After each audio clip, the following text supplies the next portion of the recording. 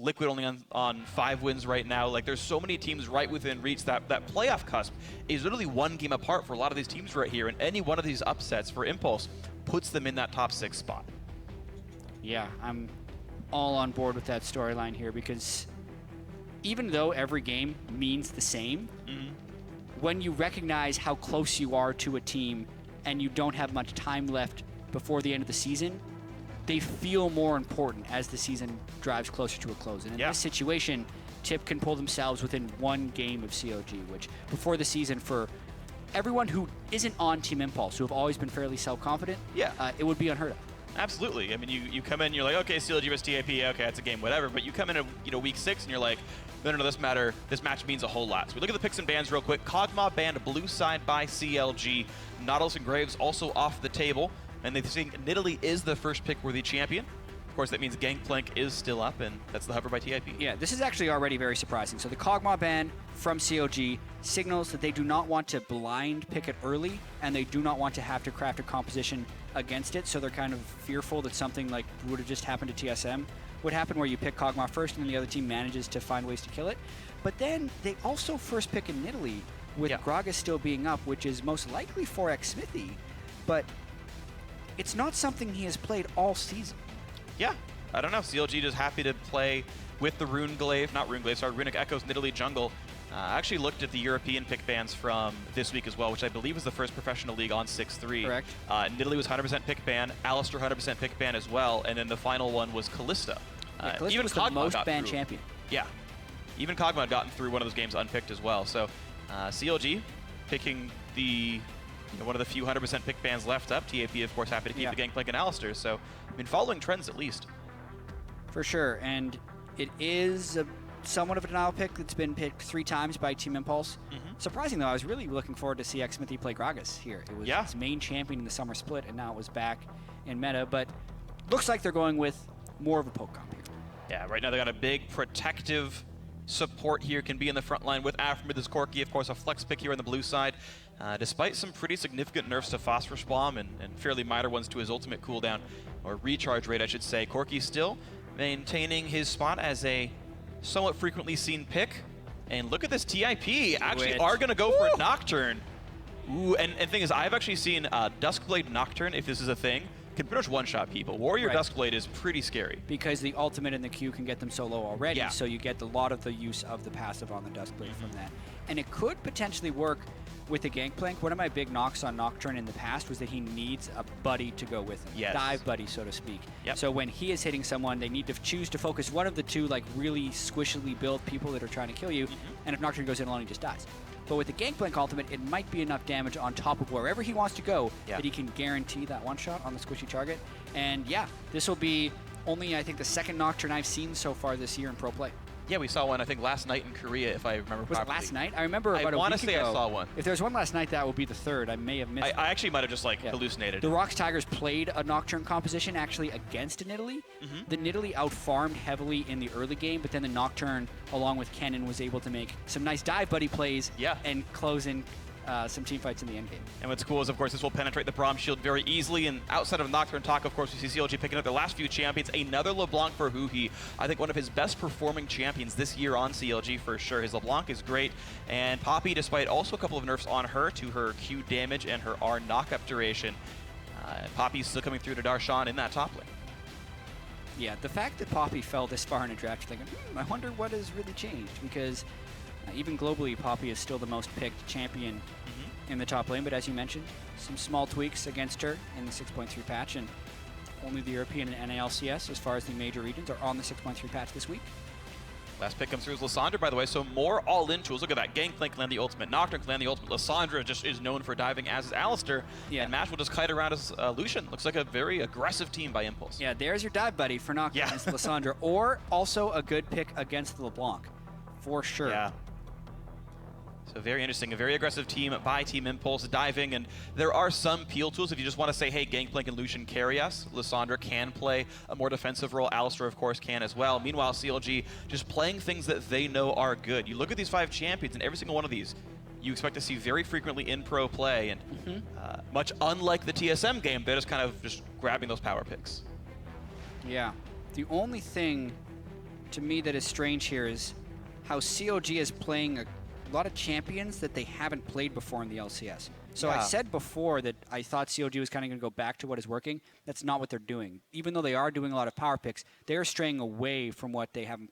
What's typical for them. Typical for them and doing stuff they haven't played before this split. Okay, well, another sort of new champs, like I guess, for CLG here for the second game in a row, the previous one being TSM. We'll see if it works out. You guys at home, let us know if it is. Tweet at Lil Esports with hashtag CLGwin or hashtag TIPwin for which team it's going to be. The Jungle Nocturne for Proxen, one of the new, unique things to watch for in this game. We'll see if it pays off for Team Impulse as they look to climb up into playoff position. Here we go into Game 4. Yeah, and it's actually kind of crazy the fact that we are on our 11th game of the split for each team, and CLG has 3 players on champions that they have yet to play this split. Darshan hasn't played Poppy, Smithy hasn't played Nidalee, and Stixxay actually hasn't played Corki because they put it mid lane every time they've drafted it. So it's going to be a bit of a new experience for CLG in here, and we'll see how they can pick up on things against Team Impulse, who's looking to make a surge in the standings. CLG doing a little bit of a tricky level 1, hoping to catch someone going for a deep ward invade that won't happen, and a defensive trinket from Gate keeps TIP safe. They're spotting this slightly delayed invade by Counter Logic Gaming. And as CLG bully their way through this right side jungle, they put down the trinkets they need, which is mirrored by TIP's Fang up in the top side, who put one down over the Gromp. So Impulse will know which side of the jungle CLG starts on, and CLG will know where the dual lane is headed with those deep wards. Very critical lane swap scouting. Gate also looking for a pretty late recall, but minions have spawned. Should be all right. He's canceling it out, so they'll just know where Mash is. Gate could still technically be doing some type of late jungle invade. But yeah, it looks like we're just going to be seeing the top lane jungler do a camp, bottom lane probably do a camp as well. And we'll see as the camp spawn up. Yep, Fang and Proxen going to be undisturbed on this side of the map. The Krugs will die. Proxen making sure to land the Q across both of the Krugs and make sure his passive hits them both as well. Just standard, basic playing Nocturne proper mechanics there. Worth noting that Fang, I believe, did start Parlay and not Barrels. Barrels are actually much faster at clearing the jungle out. But this will allow Fang to get slightly extra gold by parlaying small bits of the camps. That 4 gold, though, yeah, he's able to pick up from the small red. I am personally not a fan. No, I think he definitely should have started Barrels. But at the same time, he's also going to be level 1 for a while. Because they didn't do a full share of XP, and now they're going to run into Aftermoon Darshan. Ooh, interesting. Jungle and top versus top in support, and it's going to push TIP out of the jungle, but only after Impulse managed to take 2 camps for themselves. Of course, looks like Smith was able to do the same thing, grabbing Red Buff and Raptors for himself on the bot side. So all said and done, fairly equal jungle trades, and these top laners will be able to rejoin their AD carries for turret pushes later on. Yeah, from the looks of it too, it looks like Xmithy is going to be ahead in experience early. He didn't get pushed off a camp, so he saved some time, and he's going to be able to cycle full all the way to the Scuttle Crab, but then he's going to have to recall most likely based on the respawn times of the camp. So I really want to see how CLG continue this lane swap, or if Xmithy just does a quick recall to kind of do the reswap we've been seeing a lot of. Right. We'll see what happens. Blue buff being taken down right now, 3 minutes in. That's about the time for the top laners to rejoin their AD carries and supports, and in fact, both these teams have done that. Smithy 13 CS to the 7 of the Nocturne of Proxen. As you mentioned, there's the Scuttle Crab kill, and we'll see what happens next. Both of these outer turrets should be dropping in the very near future, and if you watch for how the waves are bounced. As far as... Ooh, I really like this. Okay, so I've been wondering for a while when supports are going to start going Strength of Ages. The stats on it are so incredibly high, but it's very often hard to be in lanes. As support, you need to go around it. You need to roam, you need to ward, and sometimes you can't be there for the kill on cannon minions. But Aftermoon is the first support I've seen in pro play go Strength of Ages instead of Bond of Stone. I think it's very good. I don't remember the last time we've seen it, but I have seen it before. You have, okay. But like you say, it is very rare, and it'll be a little bit snowbally. You get 2 stacks per cannon that you can hit, and the gold value is absolutely massive for him. So that makes it worth it. It'll create a higher need for Aftermoon to drive by lanes with the cannon minion, because I think a lot of reasons pro supports don't take it is because it kind of creates this unnatural need to go to a lane. Much like when you're in solo, you have Face the Mountain, you're like, I got 4 stacks, I have to go down to this lane. But that actually becomes the wrong move, and then you feel like you're missing out on that. This will just kind of exacerbate that issue, where now maybe it's actually the right play, even if without the item it would be the suboptimal play. Of course. I really want to track where Aphromoo goes to pick up those Strength of Aegis stacks. Yep. And if he double jungles, just being around, doesn't even have to leech XP or gold. Just if he's around Xmithie when something goes down, he'll get the 10 health from those when the jungle camps fall off. So something to watch for. Otherwise, pretty much default stuff for everybody here. Fervor on champions that aren't Corki, AD carries that aren't Corki, Thunderlords on all the other mages and whatnot. Huhi and Pyrian doing battle in the mid lane, and Pyrian right now on a small lead, though these minions will be answered back, and Huhi will be actually slightly ahead in this laning phase. So far, props to the CLG mid laner. And look at this, actually building a freeze. This will hurt Pyrian quite a lot, as Pyrian recalls to buy just a blasting wand here. Yeah. If he doesn't TP, he's going to lose a wave and a half at least. Really strong freeze there by Huhi. It looked like it was so close to those minions getting aggroed by the turret, but he just held it. That one, yeah, but he lost but it. He still gets the last hit, so Huhi doing a pretty strong freeze here. Pyrian, it'll be also interesting to see how he itemizes and plays farther in the late game, because he had a Lissandra game against GBM's LeBlanc a couple weeks back, and GBM went off in that game. In fact, there was a really climactic moment in the game where Pyrian was going to kind of E over the Baron wall to go just wreak havoc on the Baron pit, and he got one-shot by LeBlanc. Yep. Because he couldn't reaction to LeBlanc bursting him, and he didn't actually build many defensive stats. From the looks of it, he's not starting super defensively. Yeah. Right? I'm hoping to see like a Roa and a Negatron cloak by the end of this game, so he can actually deal with the pretty much all magic damage team. Like, that's a necessary build on the side of Pyrian, but starts with the blasting wand, so he can still go in pretty much any direction. Yeah, you're right. It's worth pointing out. I hadn't really thought of it, but you're right. CLG, a very, very magic damage heavy team. Only Darshan's Poppy is going to do meaningful physical damage, and even that won't be very much. So I want to see if Impulse realize that they should itemize properly with that in mind. Rift Herald going to quickly go down here on the top side, as the teams have otherwise just traded outer turrets. The lane swap happened, then they swapped the exact mirror. The outer turrets fell down to the other sides of the map, and Impulse getting a small global objective lead for themselves. You can see the 300 gold lead because exclusively of Rift Herald's money right now is what Impulse are winning with. Yep, and this is, I'd like to say it's actually favoring the Nocturne. Nidalee's early ganks and early pressure are far greater than Nocturne pre-6. And then at level 6, the difference between a Nocturne ultimate and Nidalee being able to put a point into a Kruger form is, I think, very advantageous to the Nocturne. He's behind in CS because he is a slower jungler, but when he's 6, the types of ganks they can set up with a Lissandra or an Alistar. Absolutely. And that might be why he went Blasting Wand first on Pyrian's Lissandra here, to help have that damage. And to keep track, Proxen is only about 100 gold behind the Nidalee right now in the farming race, which isn't bad considering Feng took some of his camps in the early double jungle. So, so far so good, as you're mentioning, Nocturne having an okay early game despite being slightly behind. It's kind of expected here. And now the battle for the red buff, Proxen and Feng around with this pink ward are trying to defend this. Nice spell shield on reflex to dodge the javelin. Yeah, and this is typically where CLG wants to make a big play as well. They usually pull ahead by lane swapping and beating to the spot. With the gold even right now, they do beat him to the spot, and smartly Team Impulse doesn't take this fight, so CLG can't really snowball a big advantage off of it.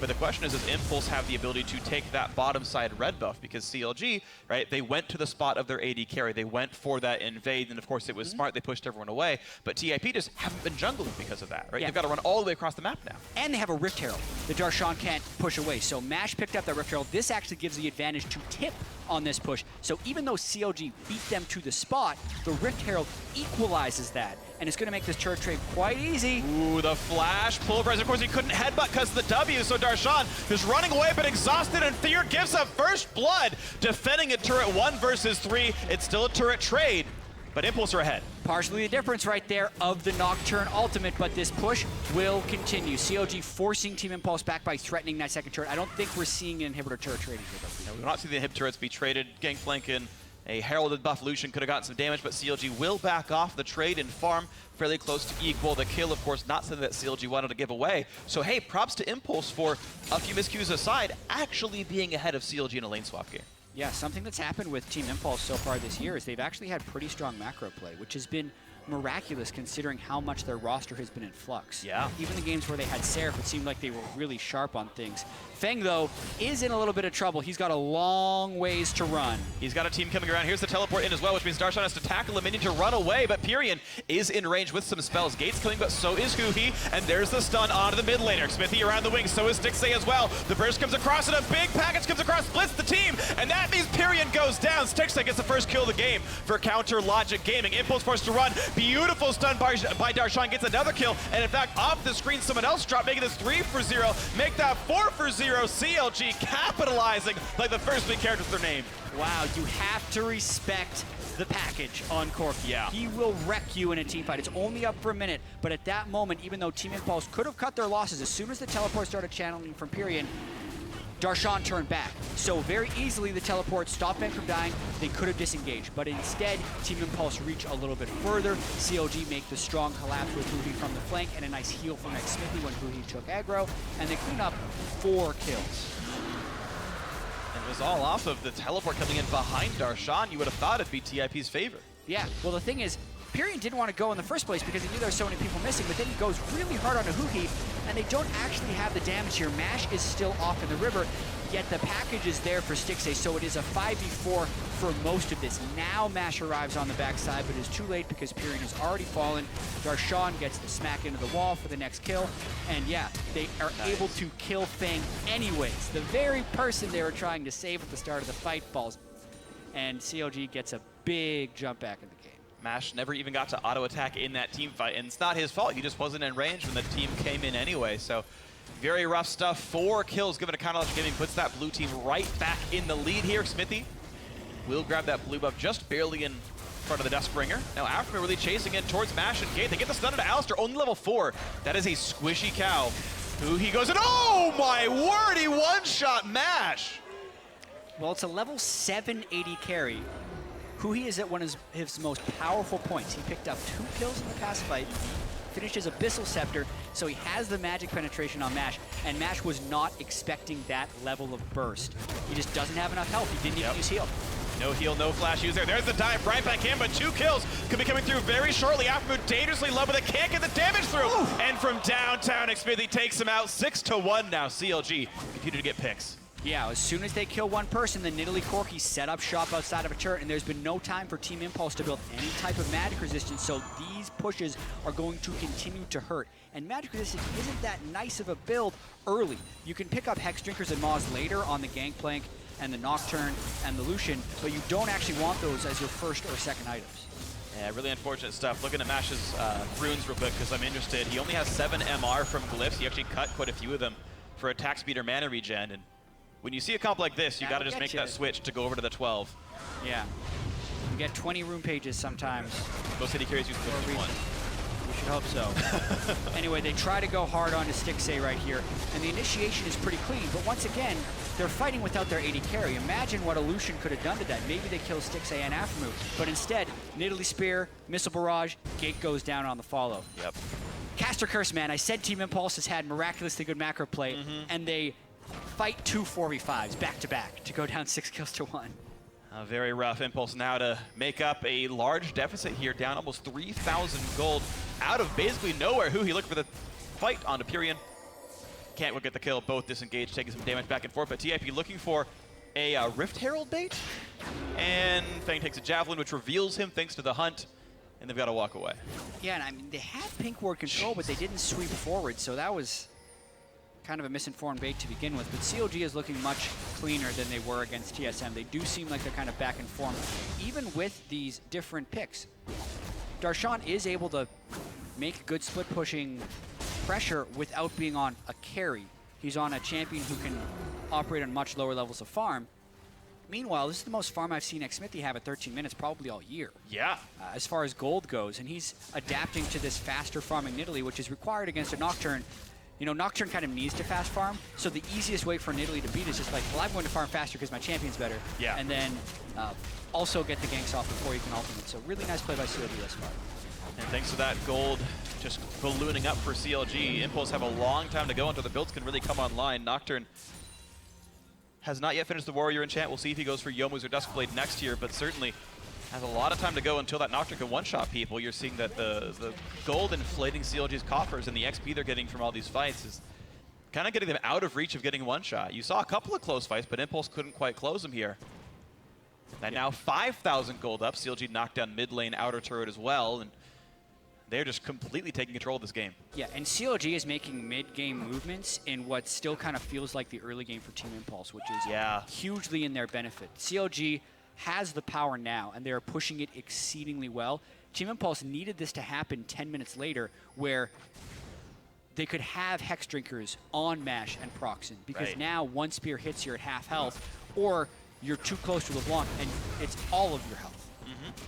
And Mash's even missing the 350 gold he'd get from getting all of his cold farm. We're 50 minutes in, he still doesn't have 100 CS. He's 50 behind Stixxay thanks to how bad some of these lanes and fights have been. And, right, these are all things like Mash would have counted on that money for a mid-game build to work. Pyrion is trying for it though, down 5,000 gold, they're going for a fight. And he goes for Stixxay, who jumps right over the wall, but Proxen gets him for the stun anyway, and there's how the die is supposed to work for Impulse. Now, can they stay in this fight, or do they have to run? Smithy goes back in, attack comes through, and that's gonna be a hit onto Mash. This Lucian is low, a huge knockup, but here's the follow-through. Stixxay goes in, he picks up one, and a couple of kills still come back as Proxen have picked off the support in the backside, but Huhi gets another kill for himself, a 2 for 2, but here comes another tackle. Is that gonna be a third for CLG? Fang flashes, takes the javelin, Smithy takes him down, and a 4th kill yet again. CLG crushing another team fight. Yeah, Team Impulse, they really wanted the force because they were getting poked down. I actually do not fault the call here from Team Impulse. They needed to do this because CLG was poking them down so hard, and Team Impulse had a numbers advantage at the beginning of the fight. As far as the mid-fight execution, we're going to be able to see it again very shortly, but that's a 5,000 gold lead they are fighting against. It is not easy to win against that type of lead. So good on CLG to turn that right back around, even after the first pick, to know that they would win the ensuing 4v5, and they are correct in doing that. Counterlogic Gaming pushing their lead now to 7,000, and every single time we look up, that number just keeps growing. Yeah, and Huhi's going to be at the point where he can press Q and R on you and you're going to die. Yeah. So that is not going to be something Team Impulse recovers from easily. Smithy's still just power farming up. Level 11? To hold the dragon. Level 11 in 60 minutes. New record for Smithy. Yeah. That's just 2 level 11 in a game. He is tied for highest level in the game. No one on Impulse has 11 yet. Only Huhi on CLG has that. Yeah, watching this again, the flank teleport from Lysandra is good, and the Gangplank just takes another one to be in the fight. I actually would have liked Gangplank to be in where Pyrion was as well, but that couldn't happen. They do blow up Stixxay right away, and you can see Darshan is slow on the teleport to get into the fight. But when he does arrive, they still have these huge itemization advantages. Crazy good knockup from Xmithy's Poppy, only for 1 second, not 1.5, thanks to the nerfs in patch 6.3, but it's enough to buy time for Huhi and Xmithy to cycle their cooldowns. They still have flashes to get over the wall. Pyrion is the only reason this wasn't an ace, because he slips out with a sliver of health, and then Huhi gets distortion back for the final kill. LeBlanc and Nidalee are so strong in this stage of the game. Yep, and they just kept chasing these kills down. We actually saw that Huhi went for second Adam Frostqueen's Flame, finished the Abyssal, went right into that. And yeah, just extra chasing tools. CLG can keep fighting whenever they want. Whether it's a Darshan TP or just the team going in off a couple of slows, barrel chain through some of the minions, and there's the ulti to do the rest of the work.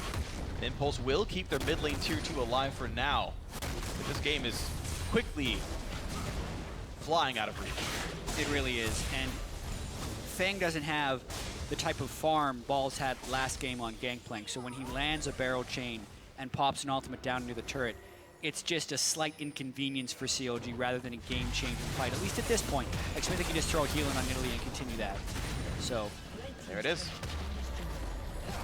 Mid lane tier 2 is down.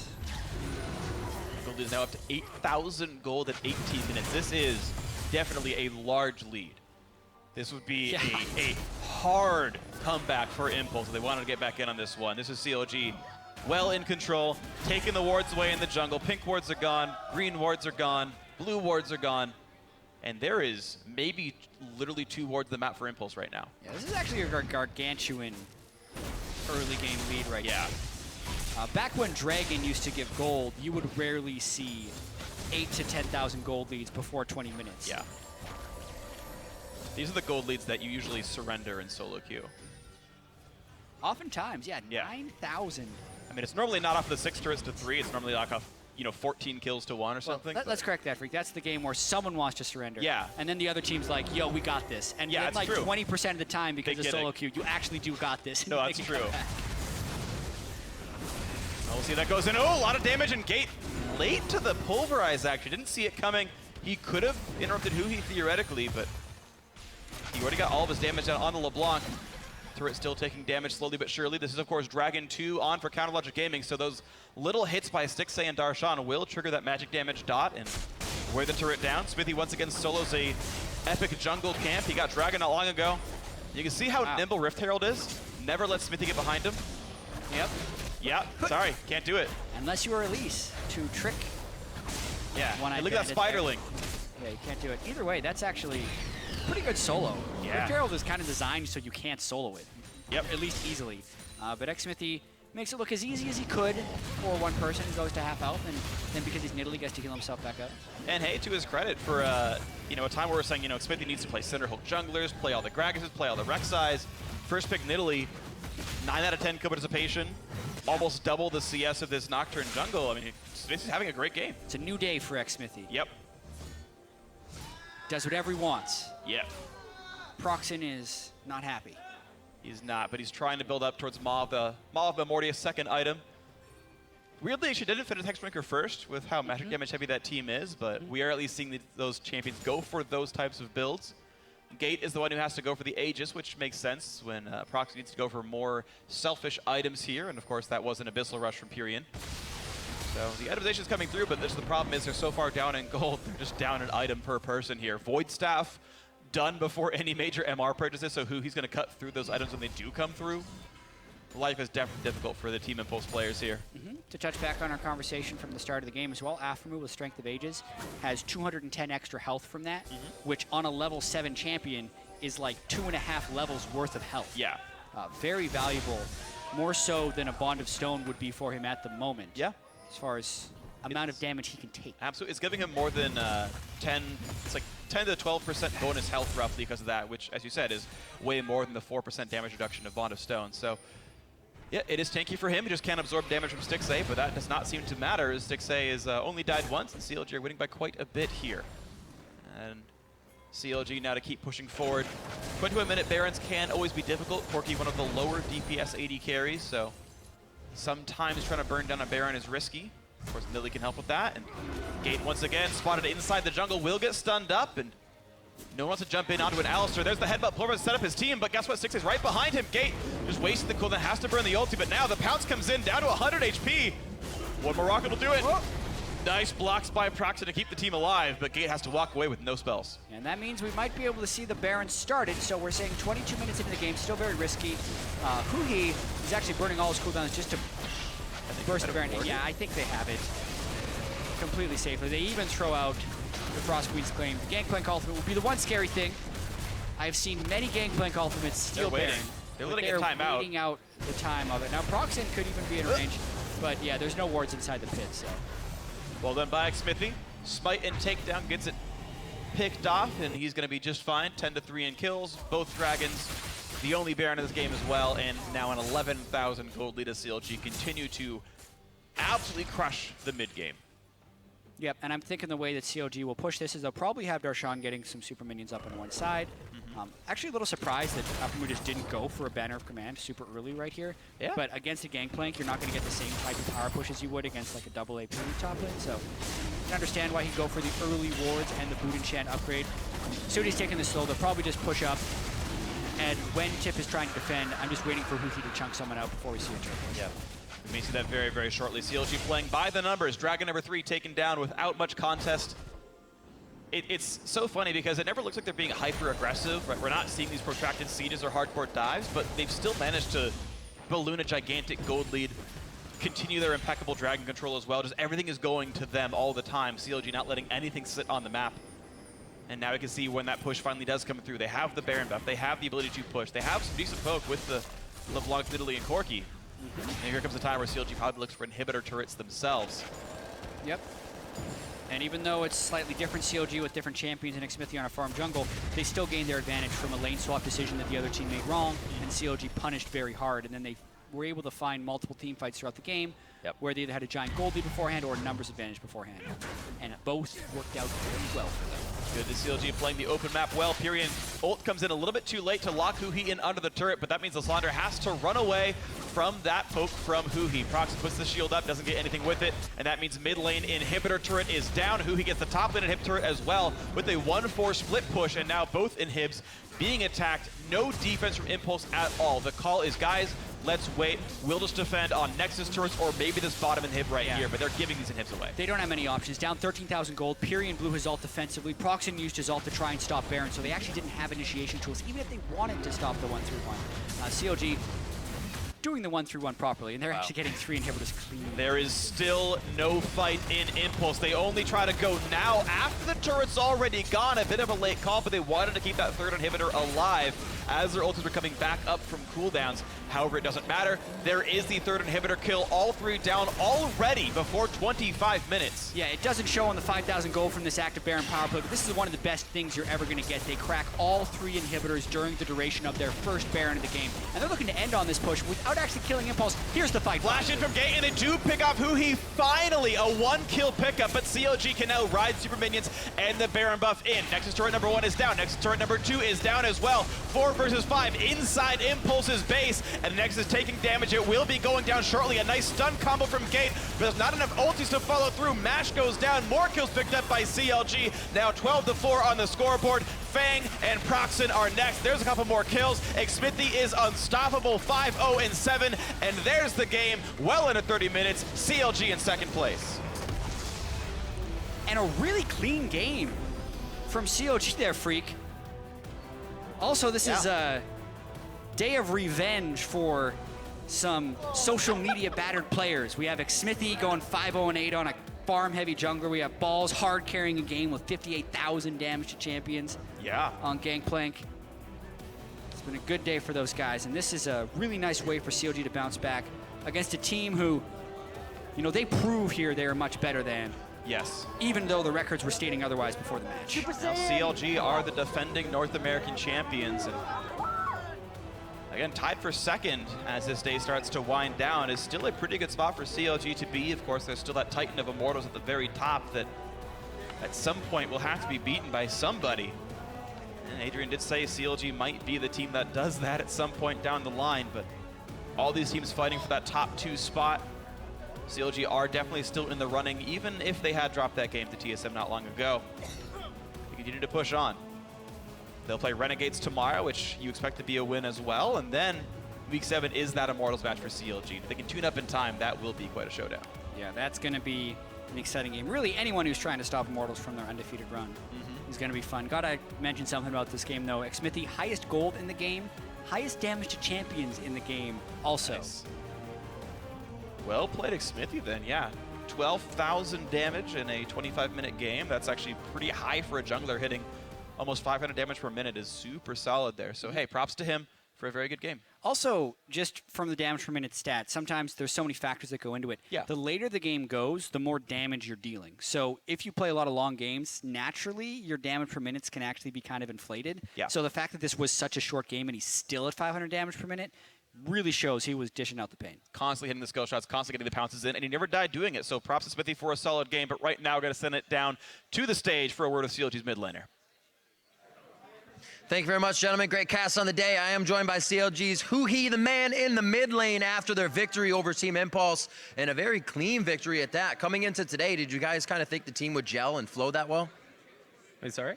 Coming into the games today, did you feel that CLG would just gel and flow that well? It's looking much better.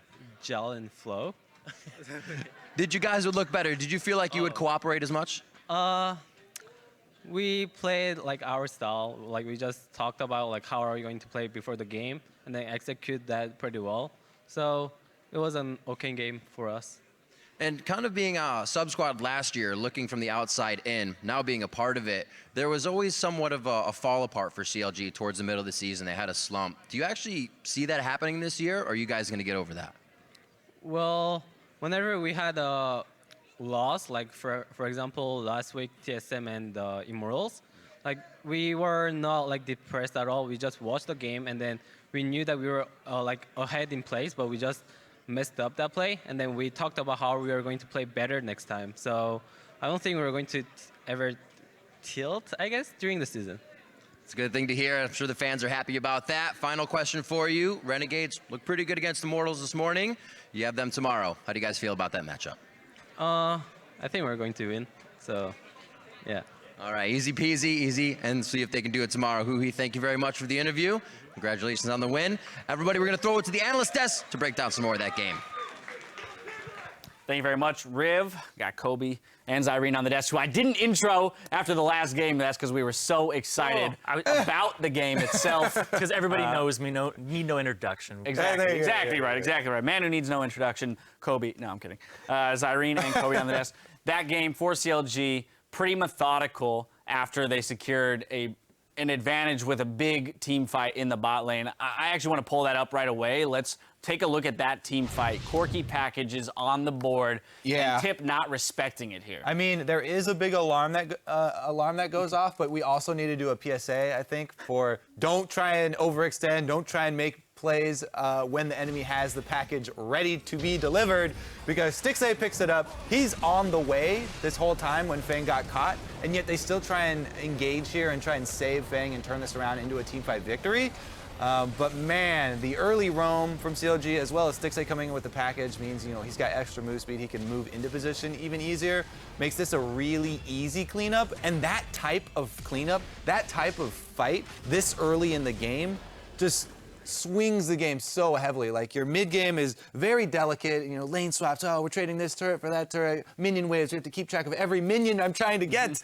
And then you give a team fight like that. And A 4-for-0. That is devastating. At 9 minutes. And then if you try to go back to laning at that point, the other guy has a huge advantage. You don't have flash anymore. The lanes are long because you can't even hide behind turrets. So the lane, you're gonna get picked off. Nowhere safe after that point. Yeah, very, very tough situation for TIP, just not respecting. And as you mentioned, there is that sound on the map. It's a global sound. You just have to be aware of it. You also get a quick little sneak peek at which way it's going. Yeah. Yes. A lot of people have been baiting it now, though. You head top right when you pick it up. As soon as the vision wears off, then you go bottom. You change directions, go bottom. Now, from that point, though, CLG, fairly methodical victory for them. We saw it was a pretty short game, 25 minutes, 28 seconds. They played it smart. That's pretty much, all there is to it. But Impulse definitely struggled given their composition. They have this Nocturne Lissandra. It felt as though they were pushing the engagements a little bit too much, trying to find their way back into the game. Yeah, it got to the point where they seemed a little flustered and frustrated. They lost that fight, and then they kept trying to take fights over and over again, and CLG were already roaming there. I think CLG have been stepping up their roam game with Huhi in particular, because he used to just have to take TP on Lissandra to get to these fights, and now he's showing up to them a little bit earlier with his Zed and with his LeBlanc. Yeah, that's the thing. I mean, you don't have very many options when you're down like that. And what you want to do, we want to make this pick with Nocturne and Lissandra, but you have to have the numbers advantage. And CLG, I think, is a testament to CLG's team fighting, and their map control. This is definitely a top team, CLG, at the top of the standings. They deserve their spot. They showed it here by not letting anyone get isolated like that. And they would always collapse, and they would always turn that team fight around. Yeah, and I actually want to talk a little bit more about Huhi, because when he came into North America, he was on Fusion, and I just knew him as the guy that plays Zed LeBlanc, and he split pushes with LeBlanc and attacks turrets, right? And then he's used to roaming back and forth between lanes. And I think that what CLG are doing now are allowing him to play the style that he himself loves playing. He's having a lot of fun with these champions. You can see that he's excelling with them. He's played 5 games of LeBlanc and Zed combined, and he's 23, 5, and 20. So he's really good on these assassin champions, and he still plays the map instead of tunneling on just one person and trying to kill them. So he's still a team fighter when he picks these up, and I think this is really good to see, because now his style is just settling in on CLG, and he's not having to change the way he plays. Everybody's kind of adapting and figuring out where he fits in the roster. Yeah, CLG is adopting a strategy that kind of caters to the strengths of their players. I want to now look at the draft by Team Impulse, because although their strategy was ineffective in the game, I do feel that this was a fairly successful draft for Team Impulse. You immediately recognize, okay, Nidalee's picked up. The next 2 picks are Braum, Corki.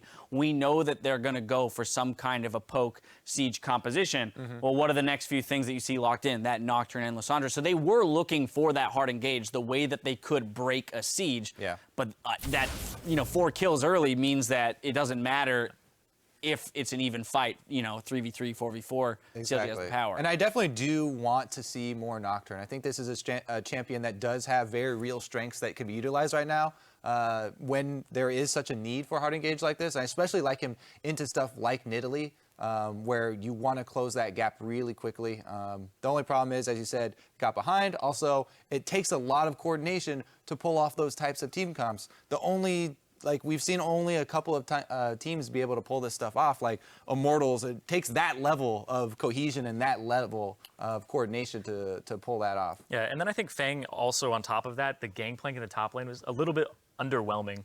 I was looking for barrel plays. Rather see Gate on it, huh? Switch him up there. Oh my God. The one champion he's super confident in playing in the top lane. That's true. We might switch him over one day and throw people off. But I think that the gangplank pick here was overall, it was okay, but I didn't like his performance on it. And the fact that it's that double lane swap where you just take turrets and then that early fight happened, like that was like 9 minutes in the game. He's not at a point where he has the cooldown on the barrels to actually throw multiple ones out and get it to a low HP and burst it. So he's very, very low on money at that point. And Poppy doesn't really need money to be effective in these fights that end up coming. You campaigning for Seraph? Here?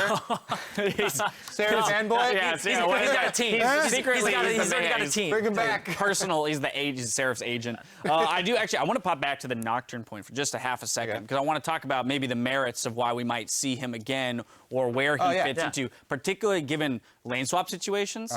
Talking about just like his ability to create fights, his clear. Yeah. So, the main thing everyone always points to is, oh, yes, he can hard engage from a long distance. You know, he can apply pressure to standard lanes without having to go through wards or anything like that. But really, the game changer that Nocturne brings is the vision denial. And there are so many things that you can do with vision denial. There's so many mind games, like a Nocturne plus a Gangplank, even the comp that they just had, is amazing combination because you can pop the Nocturne ultimate and set up barrels in the fog of war that you just created. Like the other team can't even do anything about it, and you can set up these big barrel chains. As we saw, one big barrel chain will win you a whole game. So it's worth using, a Nocturne ultimate to cover it in darkness. And there's so many cool plays you can come up with when you have this champ. Exactly, and people can't TP while you have that Nocturne ultimate down, so you can actually create a numbers advantage very quickly. They won't be able to see the Lissandra engage with the claw. So if you are actually coordinated with your team, you cover so much, and that's one of the strongest things that you can do in League of Legends. I mean, brush is so important in our game. If the whole map is brush for a couple seconds, you can utilize that, and I feel like as we see people play Nocturne more and more, we might be seeing some of those clever plays. There was one in LCK where they masked an Ashe arrow with a Nocturne ulti, and that was really cool to see. Yeah, it's also really good against teams that have like communication issues, so you know that they're not quite sure if they're committing and stuff like that. But so perhaps some innovation coming out of Team Impulse there, however unsuccessful in this matchup. CLG picking up the victory they need to keep themselves at the top of the table, or at least near the top. Keep it tuned right here because Liquid are setting up on stage, and today they fight the new and improved Echo Fox. We'll be right back.